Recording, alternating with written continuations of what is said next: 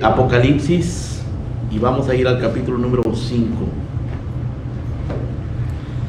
Estamos estudiando el Apocalipsis y seguiremos haciéndolo durante algunas semanas más, me imagino, porque lo que estamos sacando de este libro son temas, los temas más prominentes del libro y algunas de las cosas que el Señor ha puesto allí para bendición y edificación de su iglesia. Hemos dicho varias cosas acerca de este libro, y una de las cosas que hemos dicho es que este es un libro pastoral, eminentemente pastoral. Su propósito era ministrar a congregaciones necesitadas en momentos críticos, en momentos de decadencia espiritual y en momentos de persecución. Así que no es un libro para estar conjeturando, ¿no? Para estar sacando conclusiones y teorías. Y una de las cosas que vamos a hacer esta mañana precisamente es tratar de aclarar por qué es que el libro de Apocalipsis se ha convertido en un libro de especulaciones tan grandes. ¿Por qué es que se presta tanto a las especulaciones? Vamos a tratar de librarnos de las especulaciones para centrarnos en lo que realmente el libro nos ofrece, que es la persona del Señor Jesucristo, su obra, su gloria y las promesas de victoria que vienen a través de Él. Nuestro tema esta mañana va a ser las batallas y las victorias de la iglesia en Apocalipsis, y para eso vamos a leer el capítulo 5 y comenzaremos con el verso número 4, donde Juan está hablando y dice lo siguiente. Apocalipsis 5:4. Y oraba yo mucho, porque no se había hallado a ninguno digno de abrir el libro, ni de leerlo, ni de mirarlo. Y uno de los ancianos me dijo: no llores, he aquí que el león de la tribu de Judá, la raíz de David, ha vencido para abrir el libro y desatar sus sellos. Y miré y vi que en medio del trono y de los 4 seres vivientes y en medio de los ancianos estaba en pie un cordero como inmolado, que tenía 7 cuernos y 7 ojos, los cuales son los 7 espíritus de Dios enviados por toda la tierra. Y vino y tomó el libro de la mano derecha del que estaba sentado en el trono. Y cuando hubo tomado el libro, los 4 seres vivientes y los 24 ancianos se postraron delante del cordero. Todos tenían arpas y copas de oro llenas de incienso, que son las oraciones de los santos. Y cantaban un nuevo cántico diciendo: digno eres de tomar el libro y de abrir sus sellos, porque tú fuiste inmolado y con tu sangre nos has redimido para Dios de todo linaje, lengua, pueblo y nación.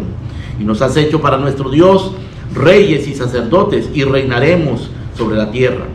Y miré y oí la voz de muchos ángeles alrededor del trono, y de los seres vivientes y de los ancianos, y su número era millones de millones, que decían a gran voz: el cordero que fue inmolado es digno de tomar el poder, las riquezas, la sabiduría, la fortaleza, la honra, la gloria y la alabanza. Amén. Nuestro pasaje nos va a servir de base para considerar las batallas y las victorias de la iglesia en Apocalipsis. Lo que tenemos aquí es una escena dramática en la cual Juan, que representa al pueblo de Dios en esta escena, Juan está llorando mucho. Dice en el verso número 4: lloraba yo mucho. Y está llorando porque no se ha hallado a nadie digno de abrir el libro que está en la mano derecha del que está sentado en el trono. Pero uno de los ancianos se le acerca y le dice: no llores, porque hay alguien que ha vencido, el león de la tribu de Judá, la raíz de David. Y cuando él se vuelve para ver al león, él ve al cordero, a un cordero. Y comienza otra escena, o se deriva de esta escena se deriva otra, en la cual los ancianos y los 4 seres vivientes, que representan la creación y representan a los redimidos, comienzan a adorar al cordero por su victoria. Luego se le unen ángeles, millones, dice, millones y millones de ángeles, de manera que los 24 ancianos que representan al pueblo de Dios, los 4 seres vivientes que representan la creación, y los millones y millones de ángeles cantan este cántico en el verso número 12. al Cordero que fue inmolado. El Cordero que fue inmolado es digno de tomar el poder, la riqueza, la sabiduría, la fortaleza, la honra, la gloria y la alabanza. Aquí se está hablando de Cristo y de su victoria. Y el libro de Apocalipsis tiene como tema central precisamente eso, la victoria de Cristo. Pero lo que vamos a considerar ahora está muy directamente relacionado, porque vamos a hablar de las victorias de la iglesia. Ahora, al hablar de las victorias de la iglesia y de las batallas y las victorias de la iglesia, debemos de ser muy cuidadosos, porque tenemos que definir primero qué es la iglesia, y luego tenemos que definir qué es la victoria de la iglesia en el contexto bíblico y particularmente en el contexto del Apocalipsis. Una vez que hayamos hecho esto, podremos identificar la iglesia en el libro de Apocalipsis y podremos saber en qué consiste y cómo se manifiesta la victoria de la iglesia en el libro de Apocalipsis y aplicar eso a nuestras vidas. Si nos equivocamos en definir lo que es la iglesia, vamos a equivocarnos también en la interpretación del Apocalipsis. Igualmente no podemos equivocarnos en definir lo que es la victoria que Cristo promete a sus iglesias. Ahora, identificar la iglesia en los primeros 3 capítulos de Apocalipsis no es difícil, porque ahí tenemos 7 iglesias bien específicas, bien definidas, y es fácil ver que esas 7 iglesias son representadas por 7 candeleros de oro. Eso es relativamente fácil. Pero luego se complica el problema, porque se complica la identificación de la iglesia, porque el Apocalipsis es complicado de por sí, por su simbolismo, aunque en realidad el problema del Apocalipsis no es tanto el simbolismo, sino la teología que le aplicamos al simbolismo. En este libro el simbolismo se encuentra por todas partes.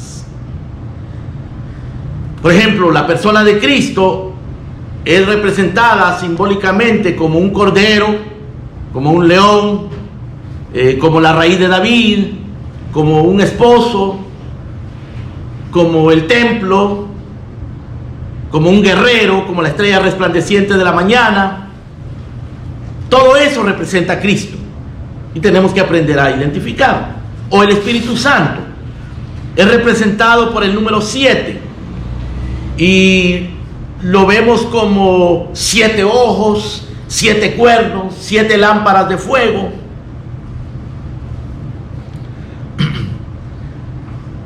El Espíritu Santo es representado de una manera simbólica también, al igual que Cristo.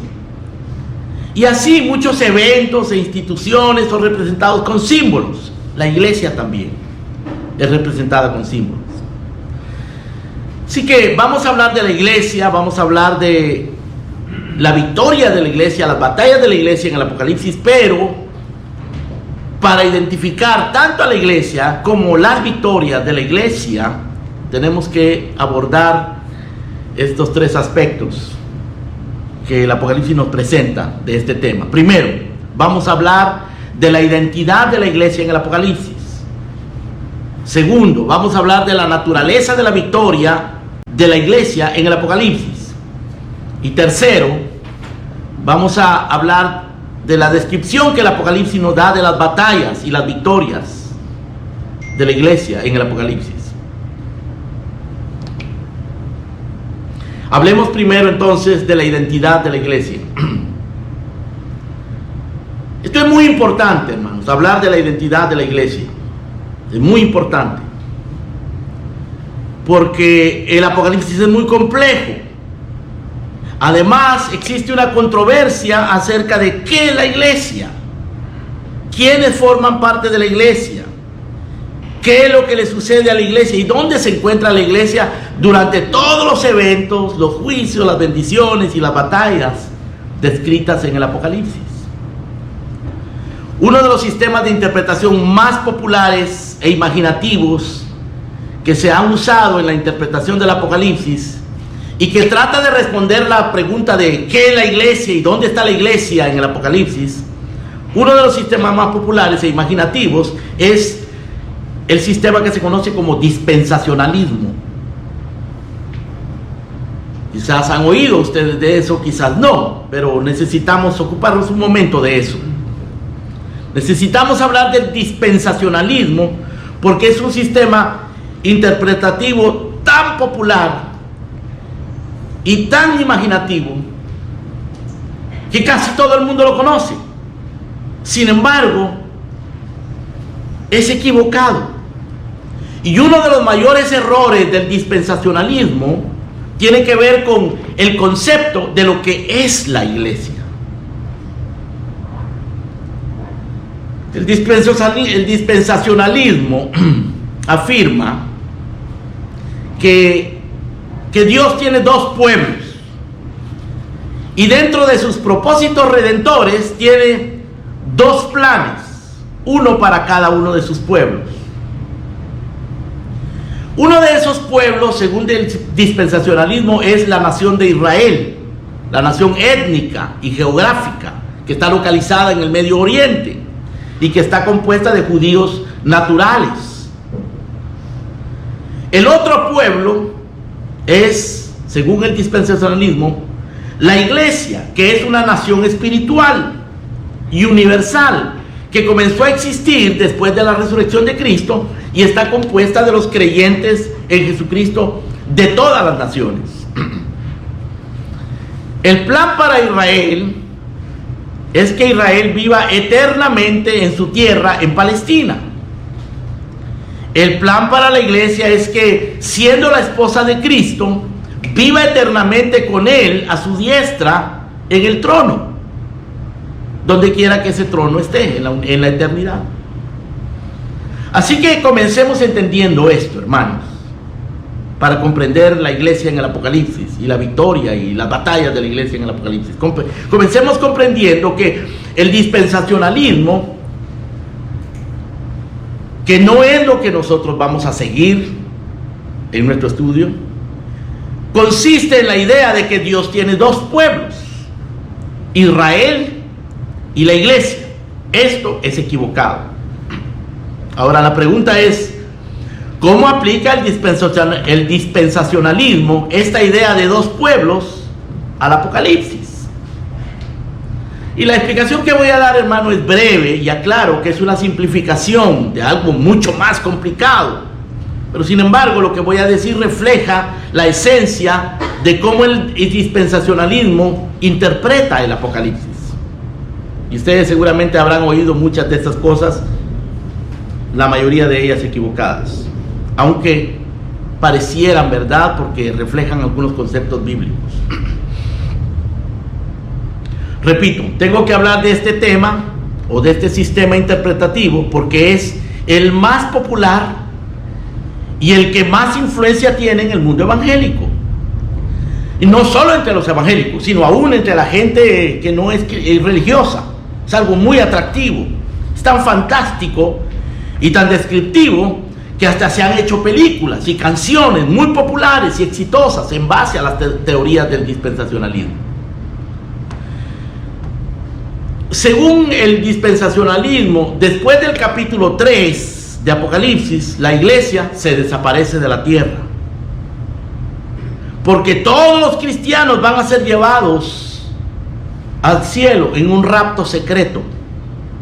Es decir, Cristo va a venir de manera invisible para el mundo y súbitamente va a hacer que desaparezcan de la tierra, raptados millones y millones de cristianos para que no sufran los juicios del Apocalipsis.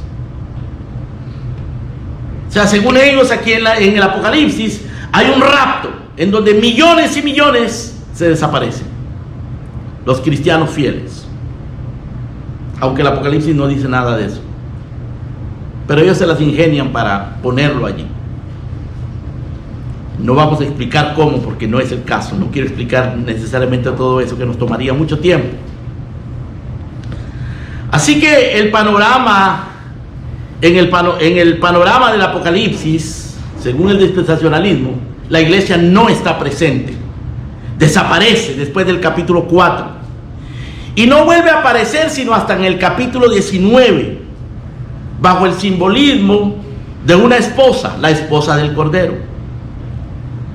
De manera que todo lo que pasa en el Apocalipsis del capítulo 4 al capítulo 19 no tiene, según el dispensacionalismo, no tiene nada que ver con la iglesia, sino solo con el mundo y con la nación de Israel.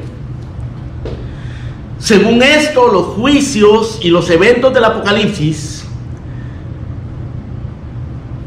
que comienzan en el capítulo 6, cuando Cristo abre o toma el libro y comienza a abrir los sellos, según esto, todos estos juicios y eventos corresponden a un periodo de 7 años llamado la Gran Tribulación. Durante los 7 años de la Gran Tribulación, según el dispensacionalismo, Dios va a enviar juicio sobre el mundo entero, el cual estará siendo engañado por un líder político mundial que es el anticristo, y que va a ser apoyado por el falso profeta y por Babilonia, la madre de las abominaciones y las rameras de la tierra, que sí aparecen aquí en el Apocalipsis, por supuesto, el anticristo, el falso profeta y Babilonia, pero no de la manera en que lo propone el dispensacionalismo. Entonces, durante estos 7 años supuestos, Dios va a enviar juicio sobre el mundo, que va a estar siendo engañado por estos personajes. Y en medio de todo esto, durante los 7 años de la tribulación, la iglesia, por supuesto, como ya lo dijimos, no va a estar porque habrá sido llevada en el rapto o arrebatamiento, pero la nación de Israel sí estará en la tierra. Al final, Dios protegerá a Israel y redimirá a Israel, se convertirán millones de israelitas, o todos los israelitas. De modo que mientras aquí en la tierra hay juicios, engaño y persecución contra los judíos convertidos después del arrebatamiento, la iglesia ya estará en el cielo, porque ha sido arrebatada, estará con Cristo. Al final de los 7 años de la gran tribulación, después de una guerra literal de Cristo contra las naciones, contra la bestia, el falso profeta, Cristo va a obtener la victoria, vendrá con gran gloria, junto con la iglesia que ha sido arrebatada 7 años antes, y comenzará el milenio, que serán 1000 años de paz y justicia en la tierra, durante los cuales Cristo, según el dispensacionalismo, reinará sobre todo el mundo en un trono literal en Jerusalén con su esposa la iglesia. Y en el mundo van a haber 1000 años de paz y de justicia. Después de los 1000 años habrá otra guerra contra un grupo de naciones que se rebelarán contra Cristo, y Cristo va a derrotar a esas naciones y vendrá el juicio final. Esto es el dispensacionalismo. Así es como el dispensacionalismo interpreta el Apocalipsis. De modo que cuando ustedes oigan hablar de que la iglesia va a ser llevada en un rapto secreto, o que Israel es el reloj profético de Dios, o cuando oigan hablar de los 7 años de la gran tribulación, o de la conversión en masa de los israelitas, o de un chip que va a ser colocado a todo el mundo como el sello de la bestia, o cuando oigan hablar de los 144,000 judíos evangelistas en medio de la tribulación, o cuando oigan hablar de Moisés y Elías como los 2 testigos que van a conmover al mundo con su testimonio, o de los 1000 años donde la justicia será impuesta y Cristo estará reinando en Jerusalén, literalmente, a todas las naciones. Todos esos conceptos, esas teorías, esas suposiciones vienen del dispensacionalismo. Ya no vamos a hablar del dispensacionalismo, pero es algo muy fascinante. Hay mucha gente que se encuentra fascinada con eso, pastores y creyentes. Por supuesto, la Biblia habla de muchas de esas cosas. Muchos de esos conceptos están en la Biblia, pero no como lo describe tan imaginativamente el dispensacionalismo. En realidad, todos estos conceptos se refieren a los eventos, instituciones, fuerzas, juicios y bendiciones de los cuales hablaron los profetas en el Antiguo Testamento. y los apóstoles en el Nuevo Testamento. Pero no se refiere a cosas secretas o sensacionalistas, como muchos se las imaginan. Ahora, hermanos, yo sé que muchos tienen esas ideas y puede ser que se sientan confundidos respecto a esto, o que tengan mucha convicción, o incluso que se sientan ofendidos por lo que estoy diciendo, como que si estoy menospreciando pues sus ideas, ¿no? No quiero ofender a nadie, ni quiero confundir a nadie. Respeto sus convicciones, cada quien las tiene. Porque yo sé lo que es creer en esto. Yo creía todas estas cosas con mucha sinceridad. Fui enseñado en esas cosas cuando me convertí. Y las creí, las estudié profundamente, las enseñé por cerca de 20 años en mi vida. Yo creía todas esas cosas. Pero llegó un momento cuando la Escritura misma me convenció de que esta no era la doctrina bíblica.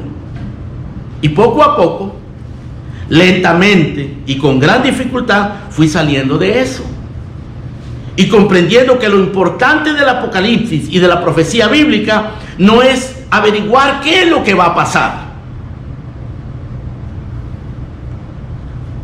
No es averiguar quién va a sufrir los juicios, quién va a ser el anticristo, o cuándo va a ser el rapto secreto. Eso no es lo importante. Lo importante del Apocalipsis es ver a Cristo en él. Porque allí se nos revela al Señor Jesucristo. Lo importante es fundamentar nuestra fe en las promesas de victoria que Él nos ofrece en el Apocalipsis. Lo importante es aprender a través del Apocalipsis a vivir en Él para estar preparados, venga lo que venga, suceda lo que suceda, cuando quiera que suceda. Así que todo esto que he dicho no es para entrar en debates o para convencer a nadie o para contradecir, sino para aclarar y para ayudar a los que quieran ver a Cristo en el Apocalipsis. Es para ayudarlos a que reciban la bienaventuranza que ofrece este libro, a los que leen, a los que oyen y guardan sus maravillosas enseñanzas. Porque el libro de Apocalipsis comienza con una bienaventuranza, una promesa de bienaventuranza. En el capítulo 1, verso 3 dice, bienaventurado el que guarda las palabras de la profecía de este libro. Perdón, esto lo dice en el capítulo 22, verso 7 al final. Y en el capítulo 1, 3 dice, bienaventurado el que lee, los que oyen las palabras de esta profecía y guardan las cosas en ella escritas. O sea, en el capítulo 1, verso 3, nos promete una bienaventuranza para los que leen, los que oyen y guardan las palabras de esta profecía. Ya dijimos que la profecía en la Biblia no se trata de predicciones solamente, sino principalmente se trata de palabras penetrantes, confrontativas, que revelan la verdadera condición de los hombres para que se vuelvan a Dios. Eso es palabra profética y por supuesto trae predicciones. Así que esta palabra profética tiene una promesa. La palabra profética del Apocalipsis. Bienaventurado los que oyen, los que leen, los que guardan las cosas en ellas escritas. De modo que vamos a comenzar al hablar de las victorias, las batallas y las victorias de la iglesia en el Apocalipsis. Vamos a comenzar desechando la idea de que Dios tiene dos pueblos con dos planes diferentes y de que se va a llevar a cabo un rapto secreto y que Dios se va a llevar a uno de sus pueblos en ese rapto y va a dejar al otro pueblo aquí en la tierra en medio de la gran tribulación. Vamos a desechar eso. De eso no vamos a estar hablando para que estén claros y nadie se confunda. Porque ese es el sistema dispensacionalista que no vamos a seguir. Ahora, la pregunta es, si no interpretamos el Apocalipsis con el sistema dispensacionalista, no se les va a olvidar esa palabra, ¿verdad? La he repetido tanto. Si no interpretamos el Apocalipsis con este sistema, ¿cómo lo vamos a interpretar? Pues lo haremos de la manera más sencilla posible, que refleje la enseñanza consistente con la totalidad de la revelación bíblica. Y que una enseñanza que despliegue la naturaleza espiritual del nuevo pacto, la naturaleza espiritual de la iglesia, y que esté centrado en la persona de Cristo y en su obra redentora. Así es como vamos a interpretar el Apocalipsis. Yo no creo que haya mejor manera de interpretar el Apocalipsis, hermano, que centrados en Cristo, centrados en la naturaleza espiritual del nuevo pacto y de la iglesia, y que refleje la enseñanza total de la revelación bíblica. O sea, interpretar el Apocalipsis de acuerdo a la Biblia y a la persona de Cristo, su obra redentora. Para esto, pues, nos alineamos a un sistema probado a través de los siglos, muy antiguo y muy bíblico, conocido como la teología del pacto. Este sistema, la teología del pacto, está fundamentado en la idea de que Dios ha hecho un pacto de gracia redentor, que se inició antes de la fundación del mundo entre el Padre y el Hijo. El Padre y el Hijo determinaron salvar antes de la fundación del mundo. Pero una vez que el pecado entró en la tierra, cuando Dios expulsó a Adán y a Eva del paraíso por causa de su pecado, y los seres humanos fueron sentenciados a vivir en un mundo bajo maldición, que es donde vivimos en un mundo bajo maldición, sentenciados por nuestro pecado. En el momento en que Dios expulsó a Adán y a Eva, hizo una promesa. La hizo mientras hablaba mientras sentenciaba a la serpiente, que es el diablo y Satanás. La promesa que se halla en Génesis 3:15 dice: pondré enemistad, Dios hablándole a la serpiente, pondré enemistad entre ti y la mujer, entre tu simiente y la simiente suya. Esta te herirá en la cabeza y tú le herirás en el calcañar.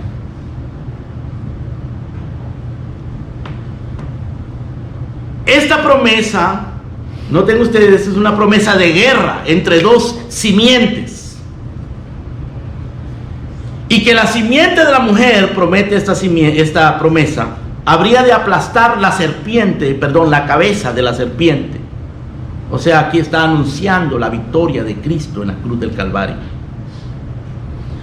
Desde ese momento que Dios hizo esa promesa, el pueblo de Dios comenzó a conocer la fe y a depender de la fe en esa promesa, aunque esa promesa, claro, era una promesa que no tenía toda la claridad que hoy nosotros tenemos, no tenía toda la doctrina que hoy nosotros tenemos en Pablo y en el Nuevo Testamento, apenas era la semilla de una promesa, pero desde aquel momento el pueblo de Dios comenzó a creerla, comenzó a conocer la fe y a ser salvo por la fe en esa promesa que habría de consumarse en Cristo, que es la simiente.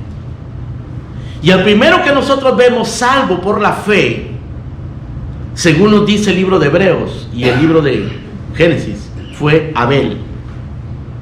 Abel fue el primer salvo registrado. No es que sea el primero que haya sido salvo, porque Adán aparentemente también se arrepintió.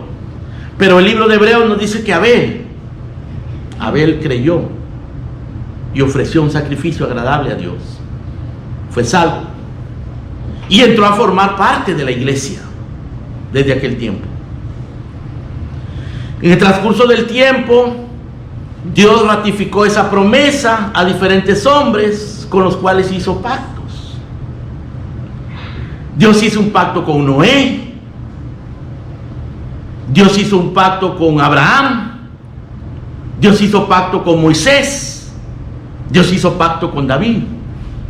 Y esos pactos que hizo con estos hombres se derivaban de aquel pacto que hizo originalmente. Por eso esta teología se llama la teología del pacto.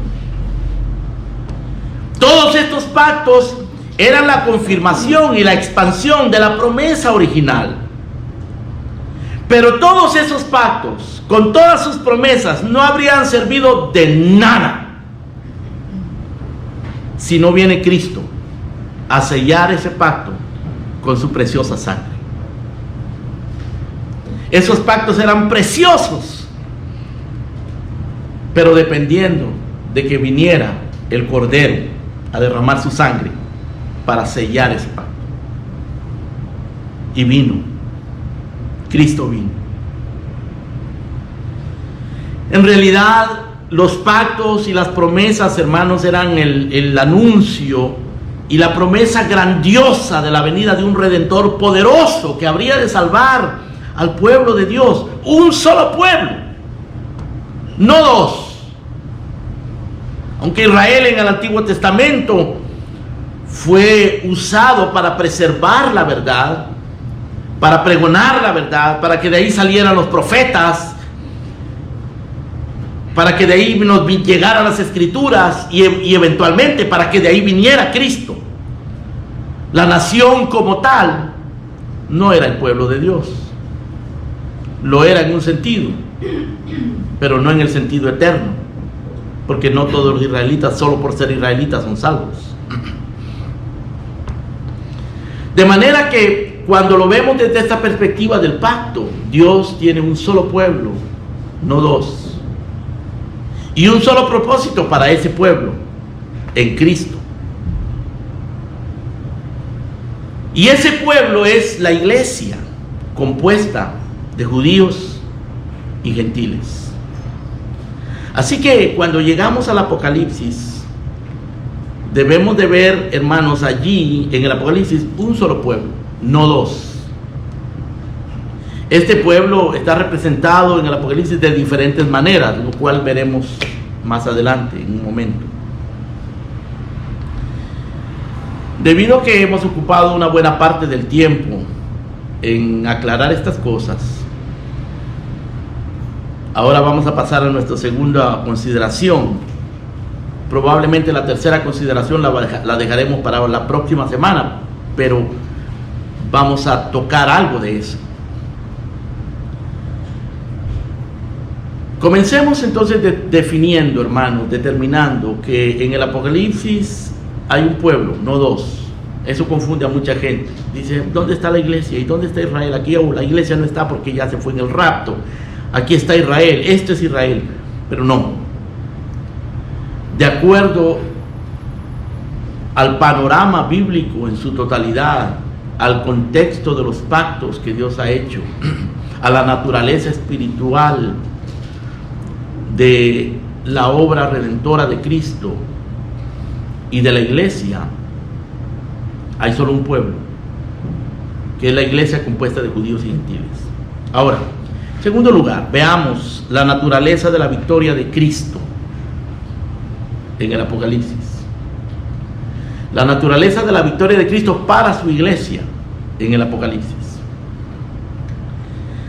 La victoria de Cristo para la iglesia está garantizada por la victoria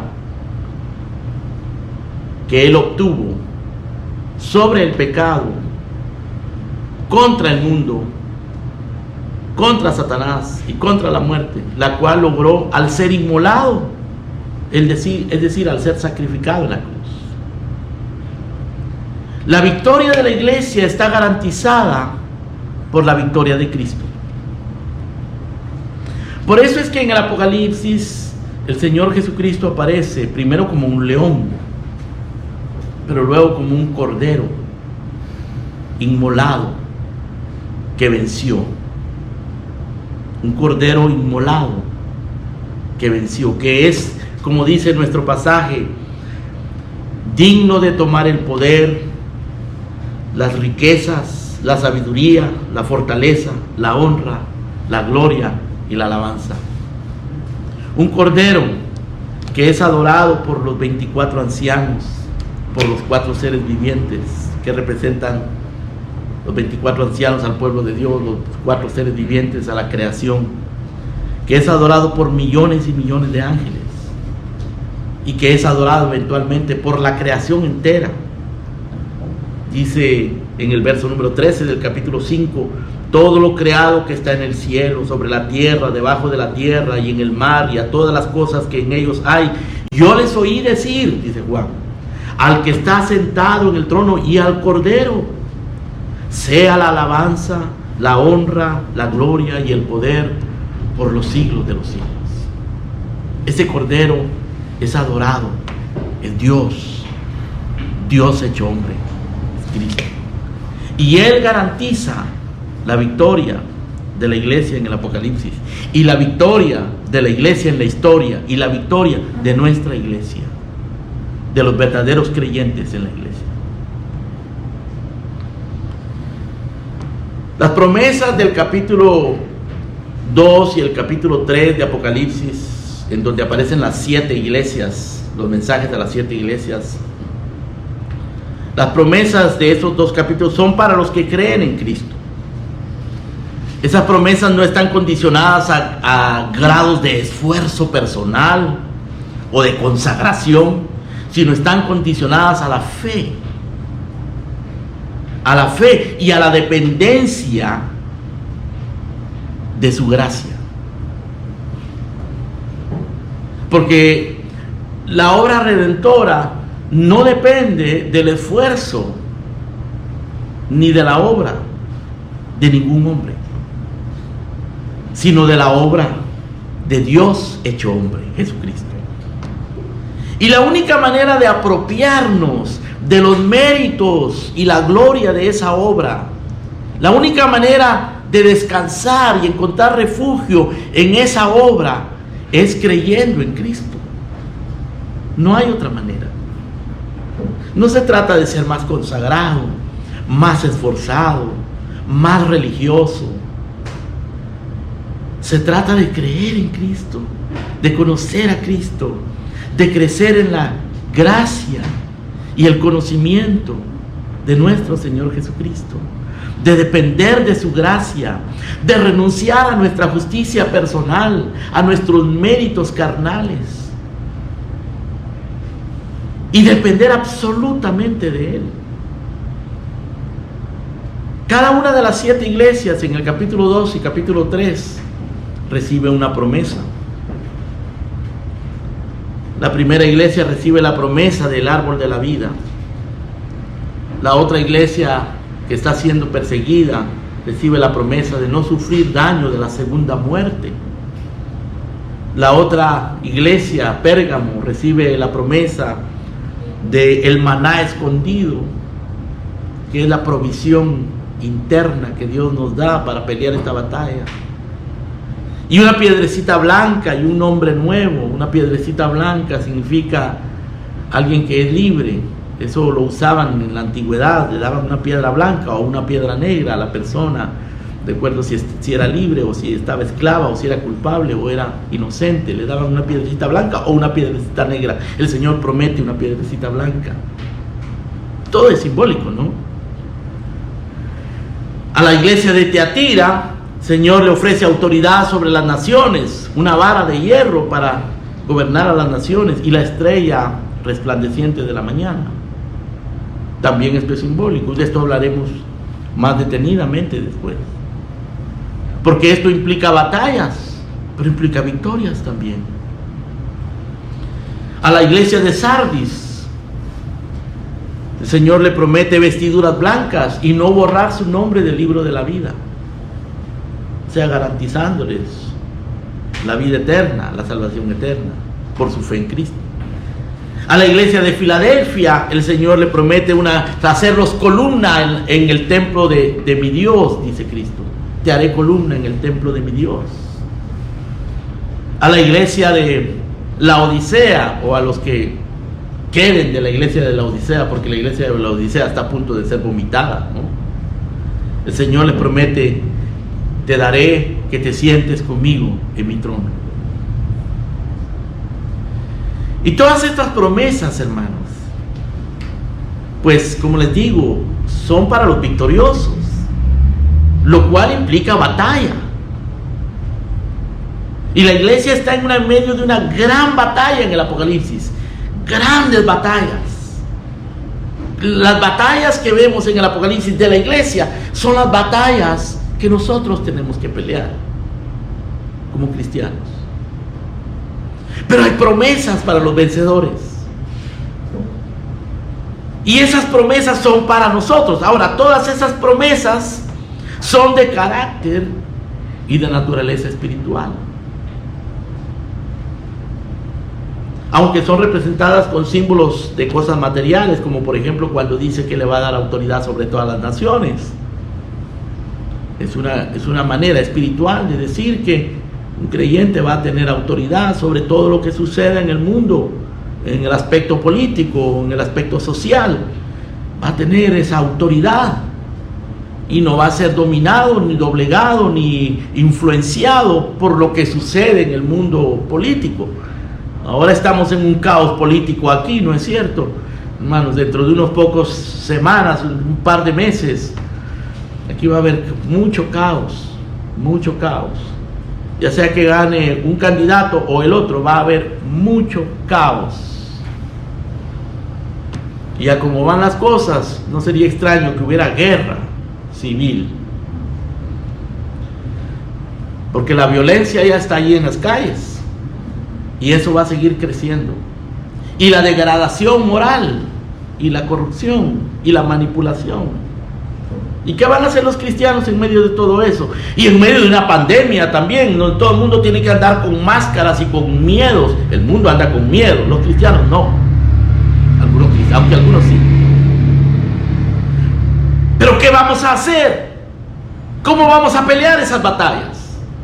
¿Y cómo vamos a pelear en medio de todo eso contra nuestra tendencia a la decadencia espiritual, a la mediocridad espiritual en las iglesias, a que el pecado se meta en las iglesias y la mundanalidad entre a las iglesias?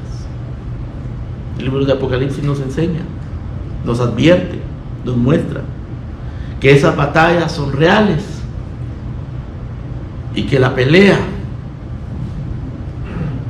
implica sangre, dolor, lágrimas, requiere paciencia y sobre todo fe.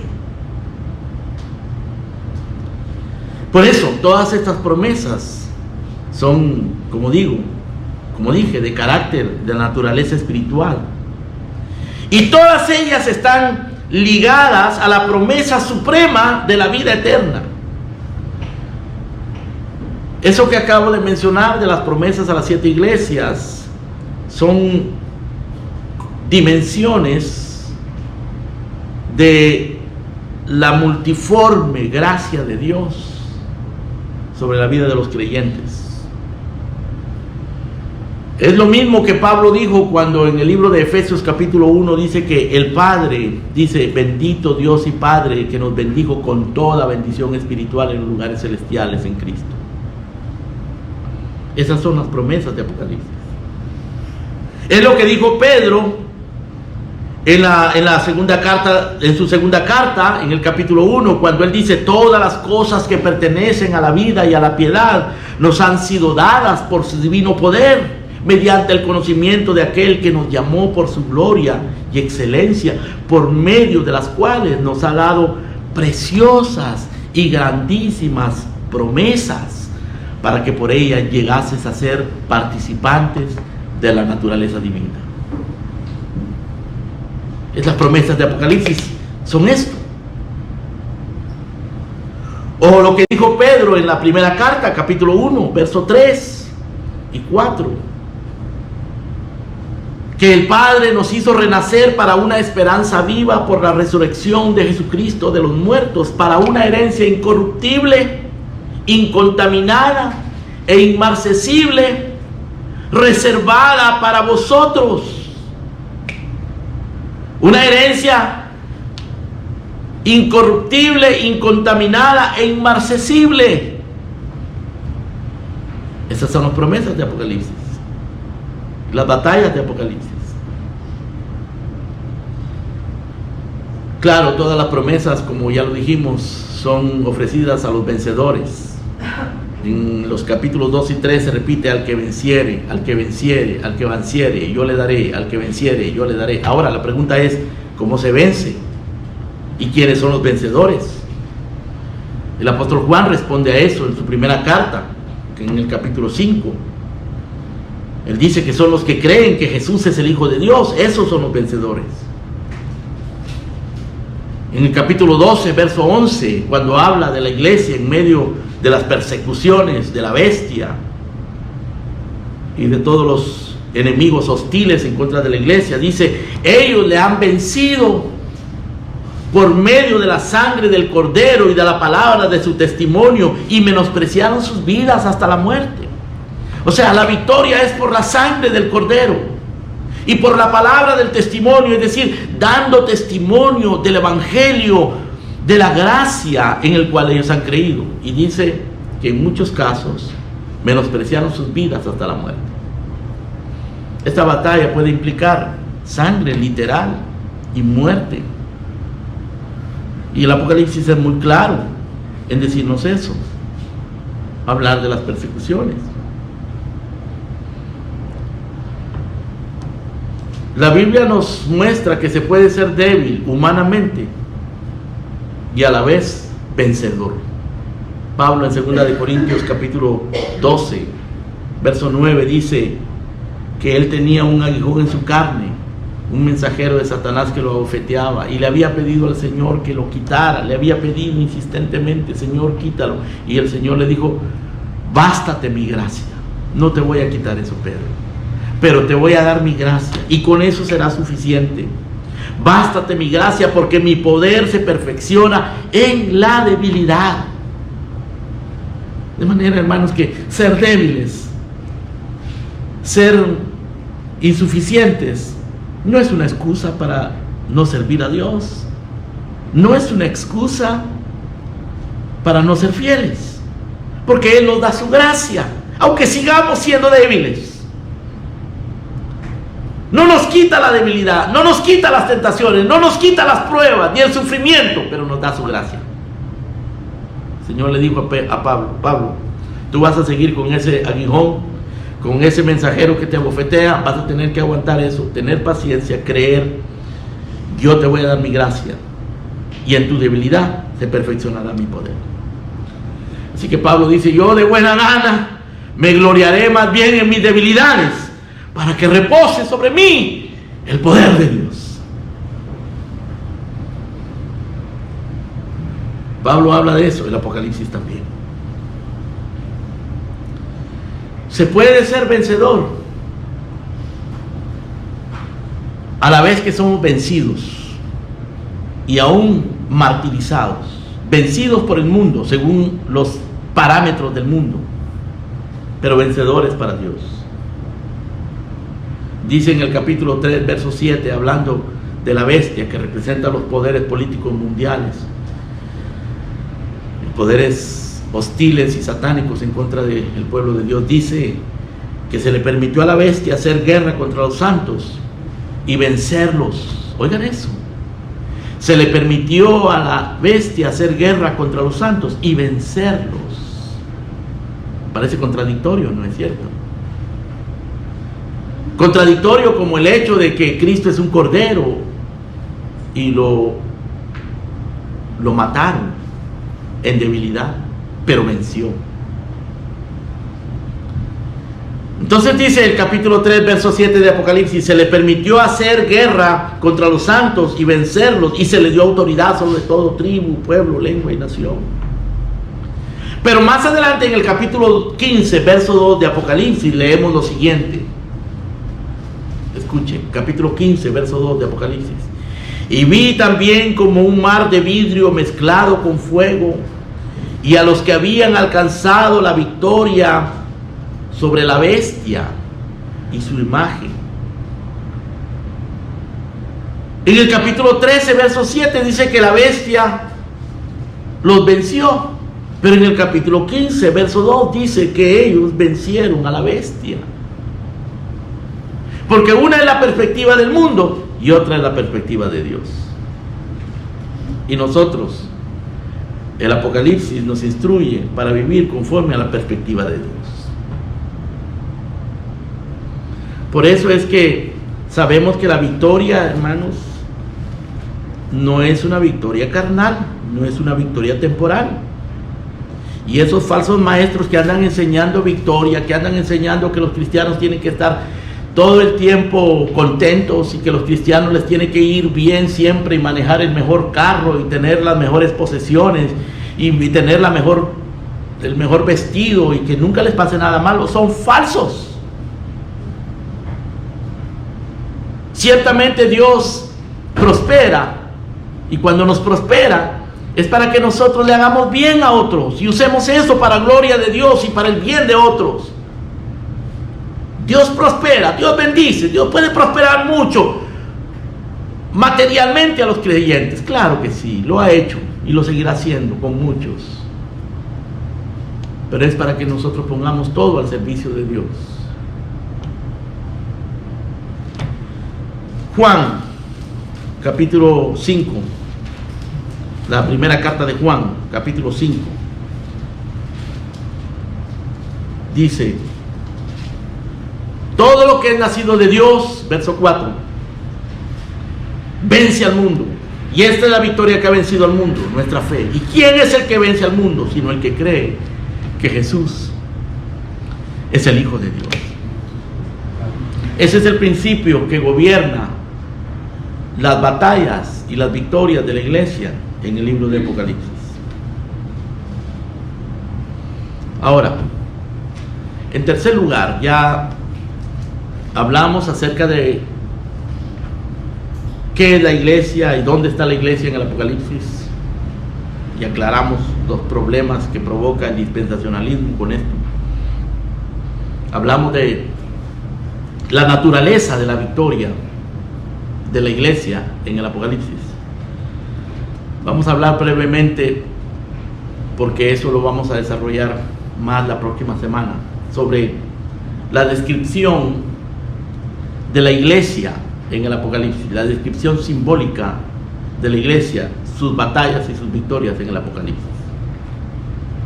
La iglesia en el Apocalipsis no se desaparece en el capítulo 4. Ciertamente la palabra iglesia no se usa en todos esos capítulos 4 al 19. Ya no se usa la palabra iglesia, porque la palabra iglesia que se usó varias veces en el capítulo 3 y 4 se refería a iglesias específicas, como la iglesia de Éfeso, de Esmirna, de Pérgamo, de Tiatira, de Sardis, de Filadelfia, la Odisea, iglesias. Entonces se mencionaba la palabra iglesia. Pero en el resto del Apocalipsis se sigue hablando de la iglesia en términos simbólicos. Para comenzar, esas 7 iglesias del capítulo 2 y 3 también son representadas simbólicamente por 7 candeleros, porque lo que Juan ve al principio de su visión es 7 candeleros, y en medio de los 7 candeleros a uno como el Hijo del Hombre con 7 estrellas en su diestra, y los 7 candeleros le dicen son las iglesias, y las 7 estrellas son los ángeles de las iglesias, y el Hijo del Hombre es Cristo. Luego en el capítulo 4 y capítulo 5 aparecen otros personajes que son 24 ancianos, y estos representan también la iglesia. El número 24 es la suma de 12 apóstoles más 12 tribus, que aparecen, por cierto, las 12 apóstoles y las 12 tribus en la Nueva Jerusalén, en el capítulo 22 de Apocalipsis, o en el capítulo 21 y 22 de Apocalipsis. Así que la iglesia es representada por los 7 candeleros, que son las 7 iglesias, del capítulo 2 y 3, los 24 ancianos, que tienen coronas en su cabeza, que representan victorias que ellos han obtenido. En el capítulo 7 de Apocalipsis, y luego en el capítulo 14 también, aparece otra escena con 144,000. Dice que estos 144,000 están sellados con el sello de Dios, y son de todas las tribus de Israel. De acuerdo a la enseñanza neotestamentaria y a la naturaleza espiritual de la iglesia y de a lo que Pablo nos dice en Efesios, que de los dos pueblos hizo uno solo, de los judíos y de los gentiles hizo uno solo. Estos 144,000 representan también la iglesia, es otra faceta de la iglesia. Estos dan testimonio, estos pelean una batalla de pureza y de testimonio en el mundo. También en el capítulo 7, verso 9, aparece una gran multitud, dice Juan, que nadie podía contar, de todas las naciones, tribus, pueblos y lenguas que estaban delante del trono y en la presencia del Cordero, y estaban vestidos de vestiduras blancas. Estos dos grupos, los 144,000 y esta multitud que no se podía contar, que era de todas las naciones, los 144,000, dice, eran de los hijos de Israel, y esta gran multitud era de todas las naciones. Es el mismo grupo, visto desde diferentes perspectivas. Es la iglesia. Y cuando en el capítulo 7, si ustedes vienen al capítulo 7 de Apocalipsis, Juan ve a esta multitud. Dice el verso 13 que uno de los ancianos le dice: ¿y estos que están vestidos de ropas blancas quiénes son y de dónde han venido? Y en el verso 14 Juan responde: yo, Señor, tú lo sabes.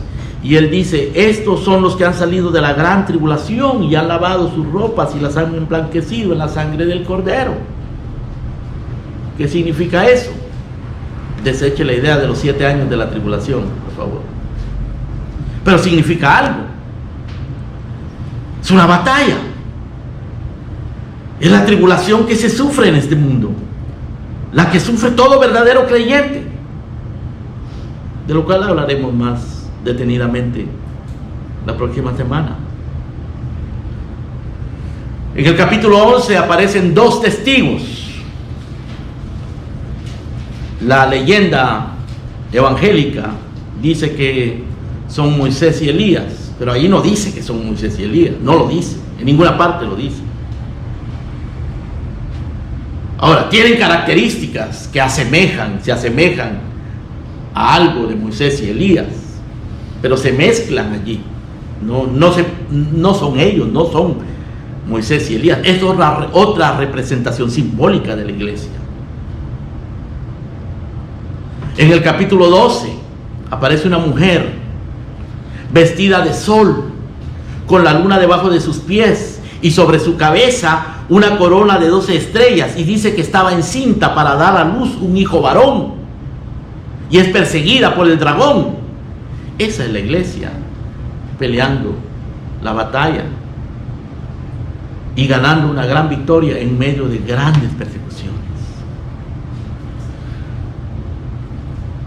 Hay un grupo, cuando se abre el 5º sello en el capítulo 6 de Apocalipsis, hay un grupo que aparece debajo del altar. Juan ve un grupo de personajes que han sido decapitados, que han sido muertos,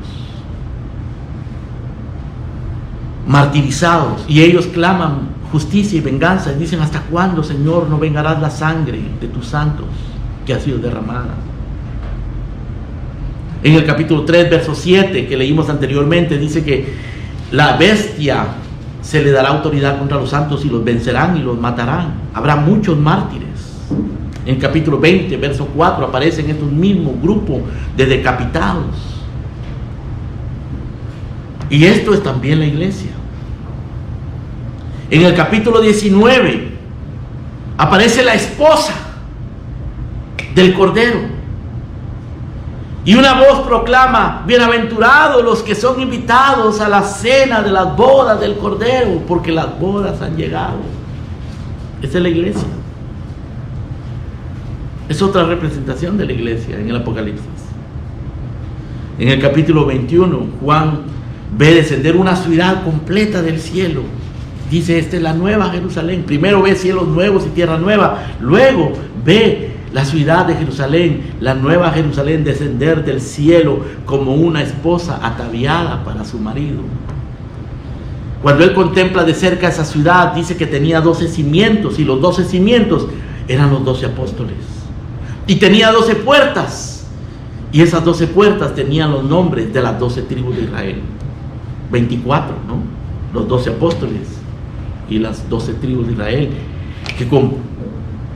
que conforman la nueva Jerusalén. Pablo habla en el libro de Gálatas de la Jerusalén de arriba, que es madre de todos nosotros, y del Israel de Dios, la iglesia.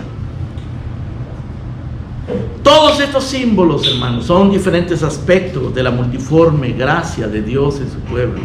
Es la iglesia en el Apocalipsis, peleando y ganando la victoria.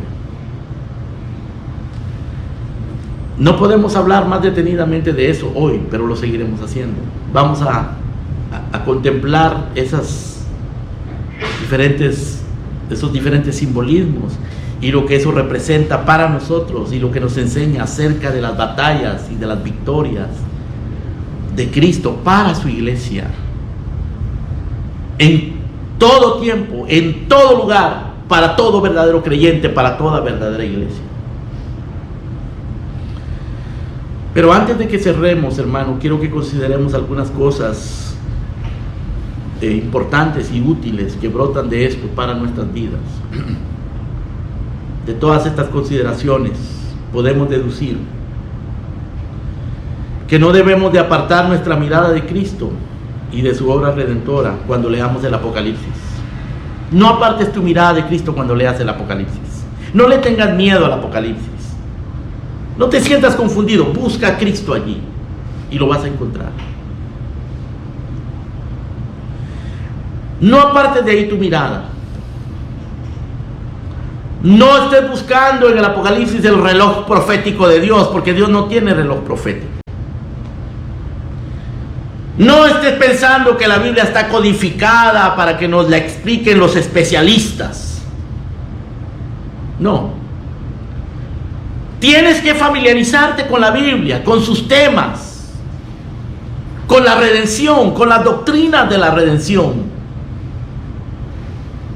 con la persona de Cristo y sus atributos santos, su inocencia, su obediencia, su sacrificio, su muerte, su resurrección, su intercesión, sus propósitos. No estés esperando nuevas revelaciones, ni mucho menos estés esperando entender el Apocalipsis en base a las noticias y a los eventos, o a la política, o a la pandemia, o a las guerras en el Medio Oriente, o a la política de Israel, o los fenómenos naturales, o los líderes mundiales. No hagas eso. No hagas eso. Esa no es la manera de leer el Apocalipsis. No vas a sacar ningún provecho con eso, excepto llenarte la cabeza de ideas inútiles. Cuando Juan se encuentra con uno de los ángeles en el capítulo 19, abran por favor conmigo, el capítulo 19.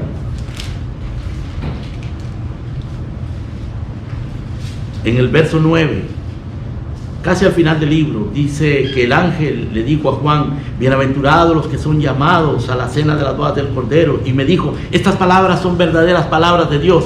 Y vean lo que Juan hace, hermano. Qué tontería, que así somos todos nosotros. Dice Juan: y yo me postré a los pies del ángel para adorarle. Y el ángel me dijo: mira, no lo hagas. Yo soy consiervo tuyo y de tus hermanos que retienen el testimonio de Jesús. Adora a Dios, porque el testimonio de Jesús es el espíritu de la profecía.